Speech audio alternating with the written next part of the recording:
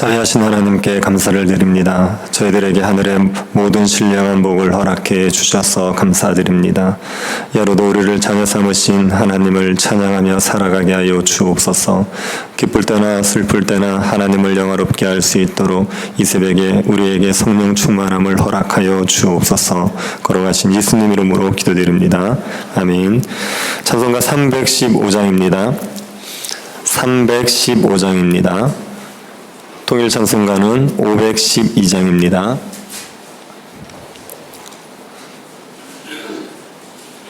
(315장입니다)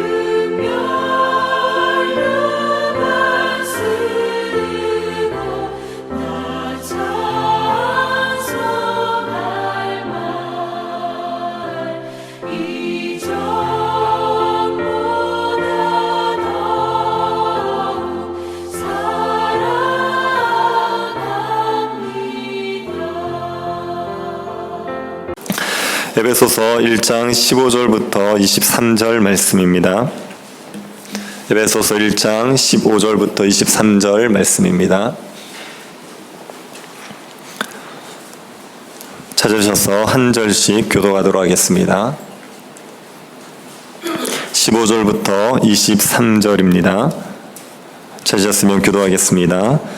이로 말미암아 주 예수 안에서 너희 믿음과 모든 성도를 향한 사랑을 나도 듣고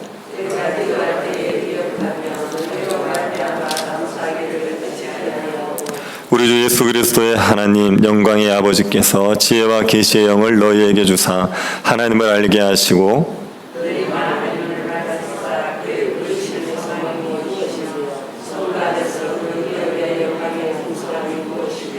그의 힘의 위력으로 역사하심을 따라 믿는 우리에게 베푸신 능력의 지극히 크심이 어떠한 것을 너희로 알게 하시기를 구하노라.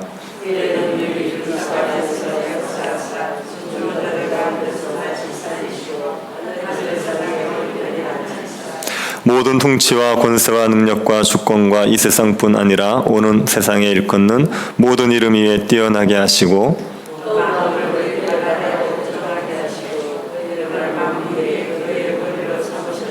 같이 보겠습니다. 교회는 그의 몸이니 만물 안에서 만물을 충만하게 하시는 이의 충만함이니라. 아멘. 우리들이 하나님 앞에 기도하는 제목들이 많이 있습니다. 하나님에게 일용할 양식을 구합니다. 하나님에게 건강을 구합니다. 하나님에게 길을 열어달라고 구합니다. 하나님에게 문제를 해결해 달라고 구하죠. 기도의 제목들이 다양하지만 우리가 원하는 건 한 가지입니다. 평강입니다. 평강을 누리고 싶어서 하나님에게 여러 문제를 해결해 달라고 간구합니다. 사도 바울도 성도들이 평강을 누리기를 원하는 마음으로 간구하고 있습니다. 하늘의 신령한 복을 받은 성도들이 하나님이 주시는 평강을 넘치도록 누리기를 바라는 마음에 성도들을 위해서 간구하고 있습니다. 그런데 사도 바울이 구하는 기도의 제목은 우리가 구하는 기도의 제목과 다릅니다. 사도 바울의 기도의 제목들을 보면 굉장히 추상적이고 이런 기도가 우리에게 어떤 효력이 있을까 하는 생각이 들 수 있습니다. 그런데 사도 바울이 구하는 이 기도는 평강을 누리는데 확실한 효과가 있습니다. 바울처럼 기도하면 하나님께서 반드시 응답해 주셔서 우리에게 평강을 누리게 해주십니다. 이 바울의 기도를 배우셔서 바울처럼 기도하시고 하나님이 주시는 평강을 누리시기를 바랍니다. 바울의 기도가 어떻게 시작됩니까? 15, 16절을 보십시오. 이로 말미암아 주 예수 안에서 너희 믿음과 모든 성도를 향한 사랑을 나도 듣고 내가 기도할 때에 기억하며 너희로 말미암아 감사하기를 그치지 아니하고. 바울이 하나님 앞에 먼저 감사를 합니다. 간구를 하기 전에 먼저 감사를 시작하지요.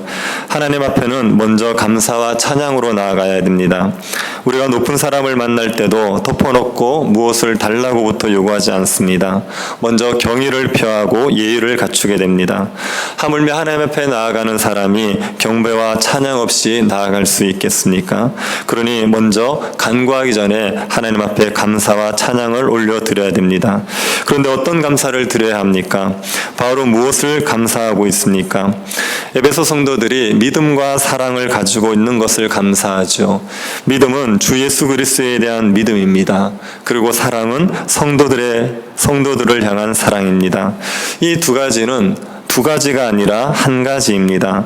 예수 그리스도에 대한 믿음을 가지면 성도에 대한 사랑을 가지게 되어 있습니다. 믿음과 사랑은 함께 있습니다. 바울은 에베소 성도들을 생각하면서 그들이 믿음을 가지게 된 것을 감사하고 그들이 성도들을 사랑하게 된 것을 감사하고 있습니다. 성도들에게 가장 큰 감사의 제목은 믿음을 가진 것입니다. 우리의 삶에서도 하나님께 감사하게 되는 건 우리가 믿음을 가지게 된 것들 때문이죠. 우리가 좋은 집을 얻게 된 것들보다 가장 감사한 게 믿음을 가지게 된 겁니다. 좋은 직장을 가지게 된 것보다 좋은 배우자를 만난 것보다도 믿음을 가진 것이 가장 감사할 일입니다. 그리고 다른 사람이 믿음을 가지게 된 것도 감사할 일이죠. 이런 감사와 감사에 대해서 하나님께 먼저 영광을 돌려야 됩니다. 바울은 감사를 하고 나서 하나님께 간구하죠. 무엇을 간구합니까? 17절부터가 간구의 내용입니다. 우리 주 예수 그리스도의 하나님 영광의 아버지께서 지혜와 계시의 영을 너희에게 주사 하나님을 알게 하시고 하나님을 알게 해달라고 기도하고 있습니다. 이 기도는 무의미한 기도처럼 보입니다. 에베소 성도들은 이미 하나님을 알고 있는 사람들입니다. 믿음을 가진 사람들이니 하나님을 알고 있는 사람들이죠. 그런데 그들에게 하나님을 알게 해달라는 겁니다.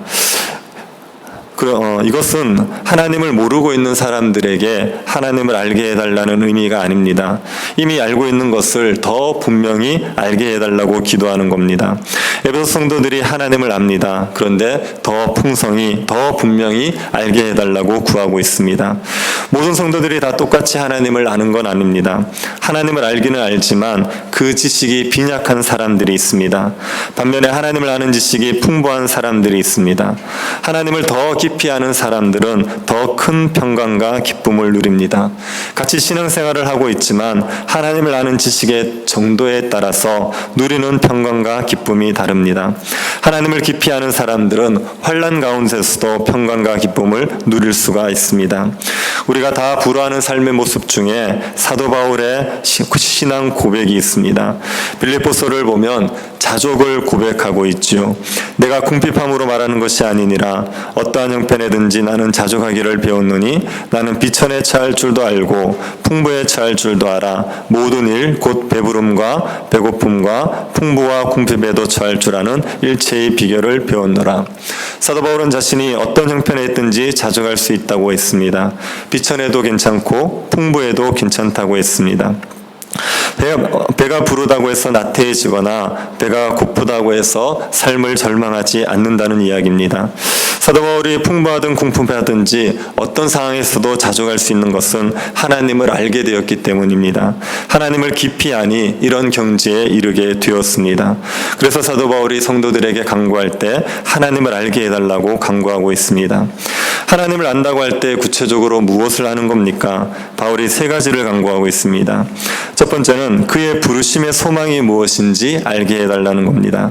하나님이 우리를 부르셨는데 무엇을 위해서 부르셨는지 알게 해달라는 거죠. 1장 4절을 보면 하나님께서는 우리를 하나님의 아들이 되게 하기 위해서 부르셨습니다. 왜 우리를 하나님의 아들이 되게 하셨습니까? 기업을 주시기 위해서입니다. 기업이라고 하면 우리는 회사를 생각합니다. 삼성이나 현대, LG 같은 회사를 생각하죠. 그런데 성경에서 기업이라고 말하는 것은 새하늘과 새 땅을 말하는 겁니다. 하나님께서 우리에게 새하늘과 새 땅을 주시려고 우리를 부르셨습니다.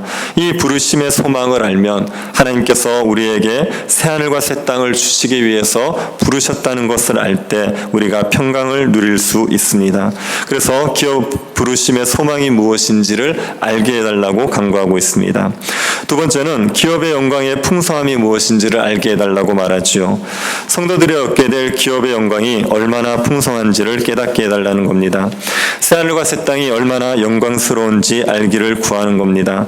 그 하나님의 나라가 얼마나 좋은 곳인지, 그곳에 얼마나 큰 평강과 기쁨이 있는지, 그곳이 얼마나 거룩한 곳인지를 알게 해달라고 기도하고 있습니다.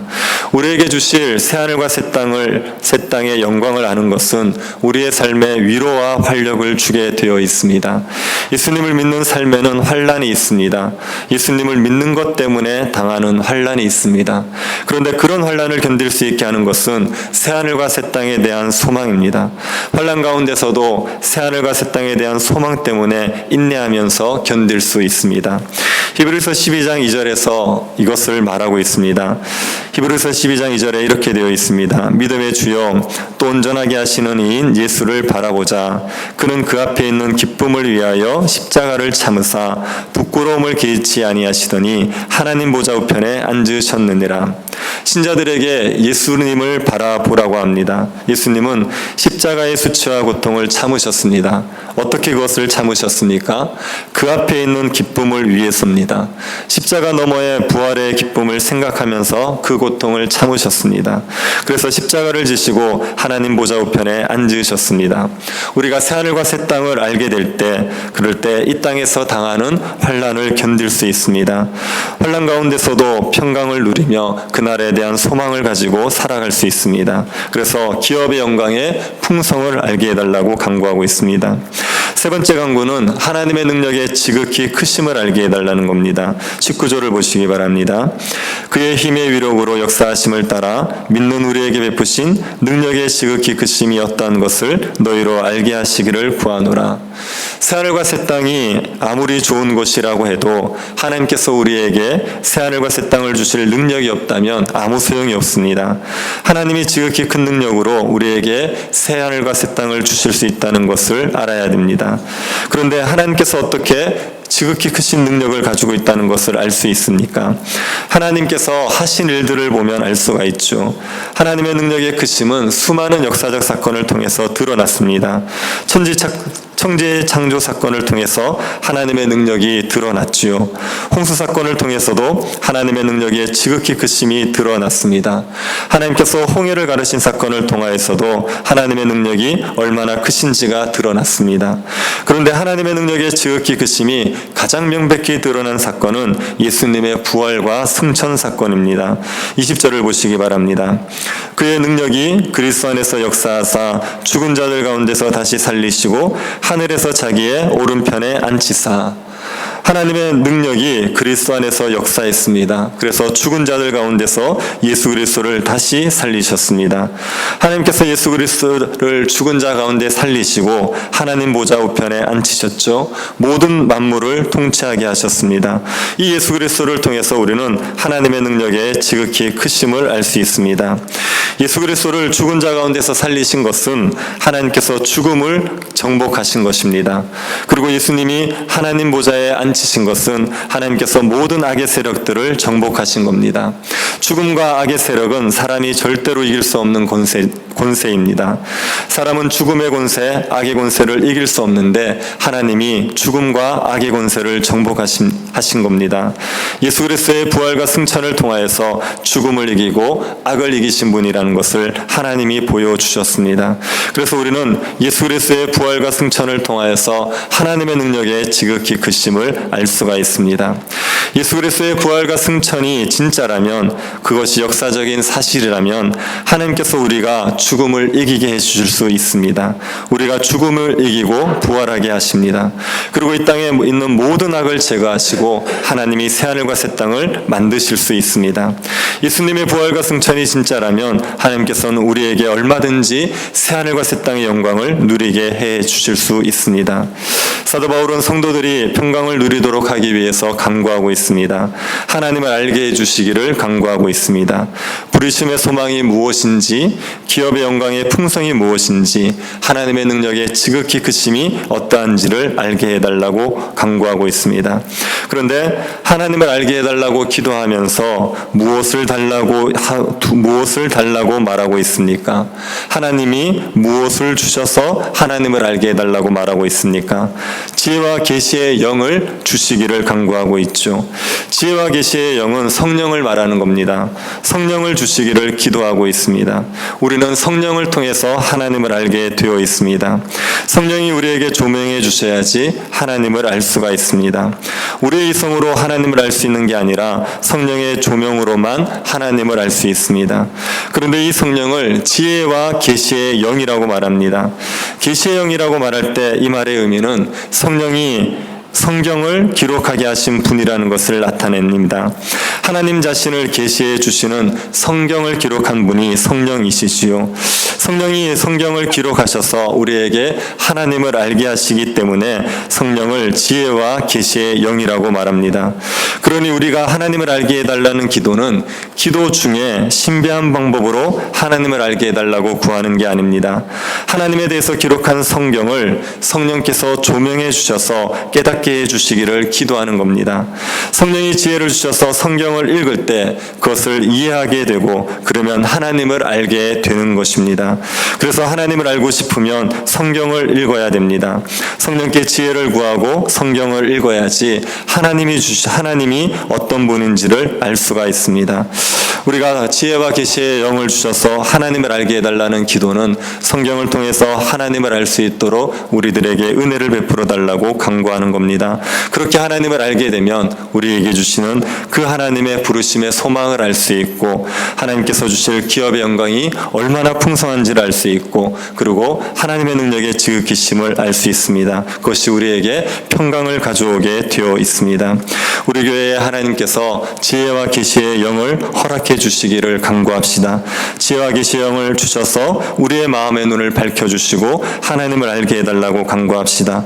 하나님을 풍성히 알아서 하나님이 주시는 평강을 마음껏 누리는 교회가 될 수 있기를 간절히 바랍니다. 하나님 아버지, 은혜에 감사드립니다.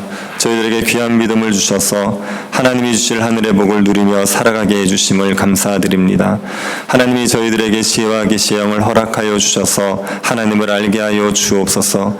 하나님께서 우리에게 베푸신 구원이 얼마나 복된 것인지를 알게 하여 주옵소서. 하나님의 은혜의 풍성함을 누리면서 평강 가운데 살아갈 수 있는 복된 교회가 되게 하여 주옵소서. 걸어가신 예수님 이름으로 기도드립니다. 아멘. 하늘에 계신 우리 아버지여, 이름이 거룩히 여김을 받으시오며 나라의 임하옵시며 뜻이 하늘에서 이룬 것 같이 땅에서도 이루어지이다. 오늘날 우리에게 일용할 양식을 주옵시고 우리가 우리에게 죄 지은 자를 사하여 준 것 같이 우리 죄를 사하여 주옵시고 우리를 시험에 들게 하지 마옵시고 다만 악에서 구하옵소서. 대개 나라와 권세와 영광이 아버지께 영원히 있사옵나이다. 아멘. 하나님을 알기를 힘쓰는 교회가 될 수 있도록 기도해 주시고, 예배당 이전의 문제로 인하여서 교회의 하나됨이 깨어지지 않도록 기도해 주시고, 예배당 이전이 순탄하게 이루어지도록 수험생들을 위해서 기도해 주시고 개인적으로 기도하시기 바랍니다.